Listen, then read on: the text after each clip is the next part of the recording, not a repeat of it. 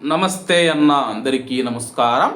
Kuwait వాతావరణ శాస్త్రవేత్త ఈసా రంజాన్ గారు కీలక ప్రకటన చేశారు. అలాగే ఆయన స్థానిక మీడియాతో మాట్లాడుతూ కువైట్లో ఈరోజు కొత్త సీజన్ ప్రారంభం కానుందని చెప్పేసి ఆయన వెల్లడించారు. కువైట్లో సరాయత్ సీజన్ వాతావరణ సూచన అని చెప్పేసి అలాగే ఈరోజు శనివారం నుంచి కువైట్లో ప్రారంభమవుతుందని చెప్పి ఆయన వెల్లడించారు. అలాగే ఈ యొక్క సరాయత్ సీజన్ మనం చూసుకుంటే ఏప్రిల్ మధ్యకాలం వరకు కొనసాగుతూ ఉందని చెప్పేసి ఈ యొక్క సీజన్లో దుమ్ము తుఫానులు వచ్చే అవకాశం ఉందని చెప్పేసి కొన్ని అల్పపీడన వ్యవస్థలు మరియు వర్షపు వాతావరణాలు కూడా ఉంటాయని చెప్పి ఆయన తెలిపారు. అలాగే ఈ యొక్క సీజన్లో మనం చూసుకుంటే వారానికి 1 లేదా 2 సార్లు వర్షాలు పడే అవకాశం ఉందని చెప్పేసి అలా వర్షాలు పడినప్పుడు ఉష్ణోగ్రతలు తగ్గుముఖం పడతాయి, మళ్ళీ తిరిగి పెరుగుతాయని చెప్పి ఆయన వెల్లడించారు.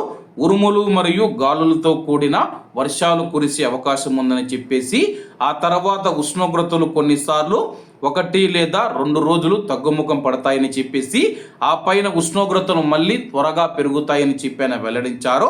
అలాగే ఈ యొక్క వాతావరణ పరిస్థితులు మనం చూసుకుంటే కొన్నిసార్లు అస్థిరంగా ఉంటాయని చెప్పేసి అలాగే కువైట్లో ఈ రోజు నుంచి సరాయత్ సీజన్ ప్రారంభం కానుంది.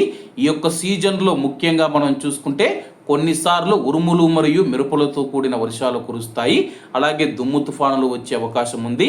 అలాగే ఇదే వాతావరణ సమయంలో ఈ యొక్క సీజన్లో మనం చూసుకుంటే ఉష్ణోగ్రతలు తగ్గుతాయి, తగ్గిన వెంటనే 1-2 రోజుల్లో మళ్ళీ తిరిగి పెరుగుతాయని చెప్పేసి ఈ సీజన్ ఏప్రిల్ మధ్య వరకు అంటే ఏప్రిల్ 15వ తేదీ వరకు కొనసాగుతూ ఉందని చెప్పేసి వాతావరణ శాస్త్రవేత్త ఈసా రంజాన్ గారు తెలియజేశారు.